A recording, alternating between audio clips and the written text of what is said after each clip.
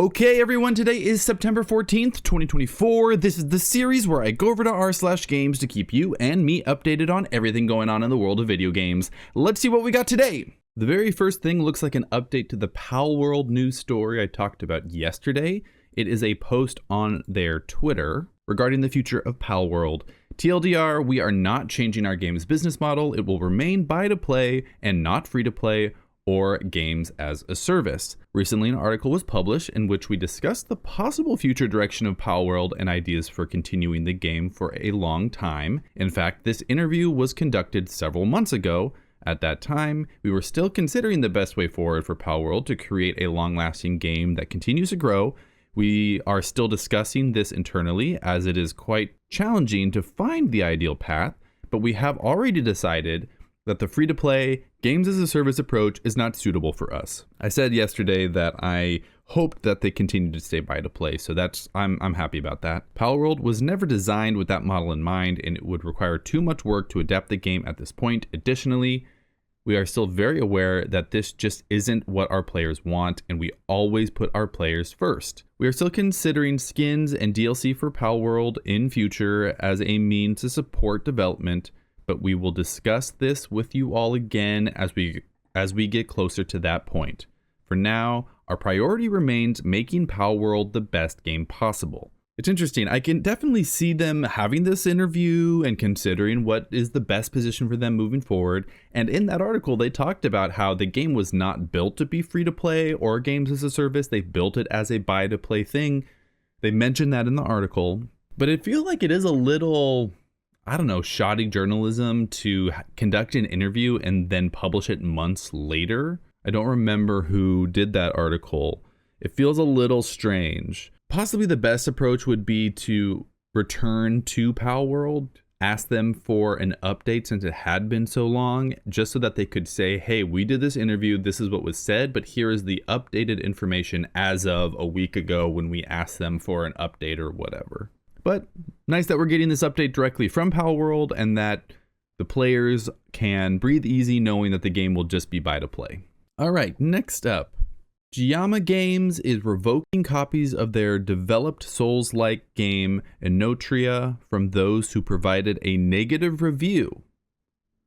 Oh no. Man, after all the news from Inotria and the struggles they had with Xbox and how all that got resolved, you were thinking everything was going to be fine with them moving forward. Okay, I'm using Google Translator on this. It was originally written in Italian. The author is Andrea Gio Peroni. Yesterday, the first reviews of Inotria The Last Song, the Italian Souls-like BTayOkay Games, arrived. The reviews, to tell the truth, are still very few, and the Metascore at the time of writing this article is at 75 out of 100. After only 5 reviews recorded by the aggregator, there are still too few to express an opinion. Yeah, only 5 reviews doesn't give you anything. Reviews in general are, it's struggle to make your own opinions only based off of other people's reviews.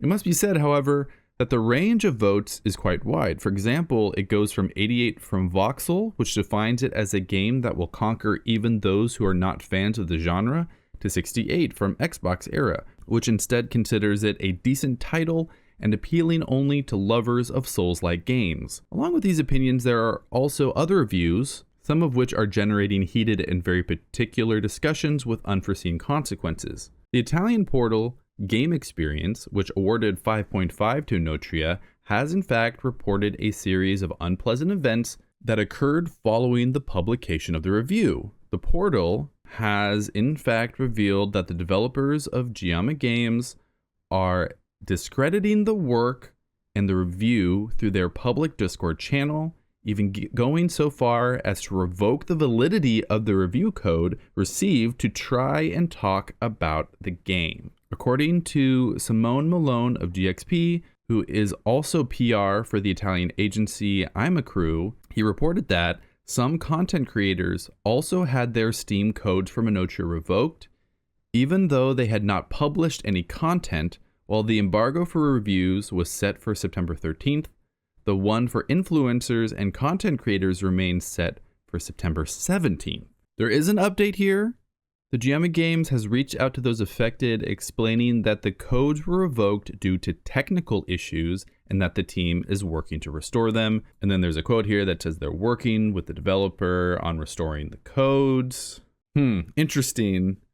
The update is nice. The codes are trying to be restored. Maybe this was just a mistake. Weird timing that only the people that were giving bad scores are the ones affected by this. Although I guess we don't know what the content creators were going to say about the game since the embargo hasn't lifted yet for the content creators. That's just something we're going to have to keep an eye on. There seems to be too little information to really make a full opinion on what's going on there. All right, we have a new Assassin's Creed Shadows gameplay and tech showcased. It's only 6 minutes here. 6.5 minutes, so let's give this a bit of a watch. Okay, so this is just kind of showing the destructible worlds. Okay, that's actually running through walls and stuff, knocking over pots and containers. Weather showcase. Sure. Clouds moving with the sun, like the way the sun's shining through the clouds. That's pretty nice. Pretty nice looking game. I think, man, I was like deep into Assassin's Creed, you know, back at around Assassin's Creed 3 in that time. I like went back and played them all from the beginning. And I just have not played an Assassin's Creed game in years at this point. But this might be the game that gets me back into it. This might be the game that gets me back into it. All right, what's next? Let's move past weather. Yeah, there's the rain. Okay. Looks nice. What's next? Lighting? Sure.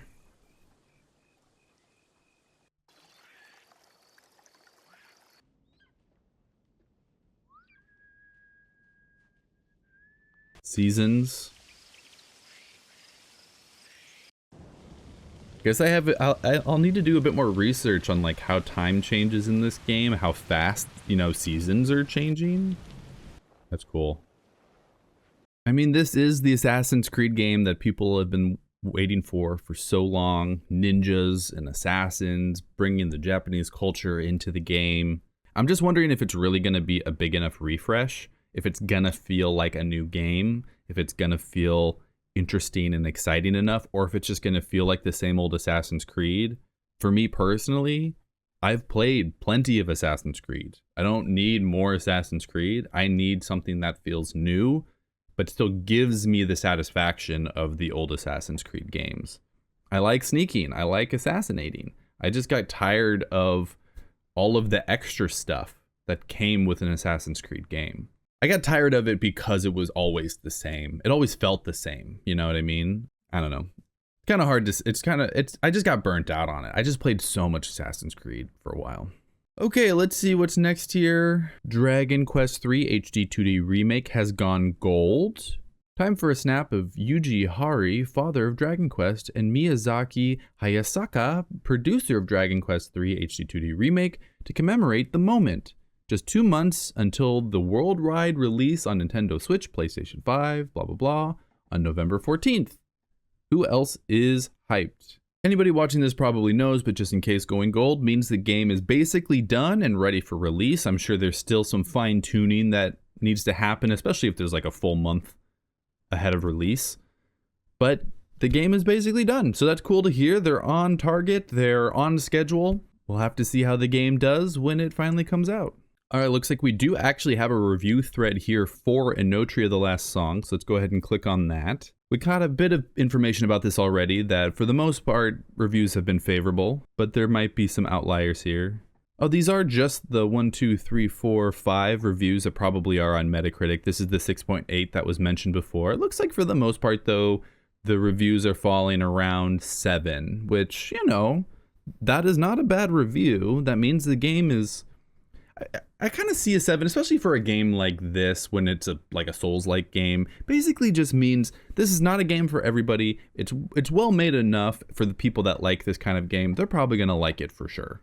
All right, I've been scrolling quite a bit, and it looks like we've pretty much gone over all of the big news for today. It is Saturday, so I guess I'm not super surprised that there's not much to talk about. Let's go ahead and play this trailer of Neon Inferno as I sign off for today. Thank you so much for watching my video. If you are someone who wants to stay up to date on everything going on in the world of video games, please subscribe to my channel, hit the bell so that you're notified when I upload a new video. I'm BTayOkay. This was September 14th, 2024 on r/games. I'll see you tomorrow.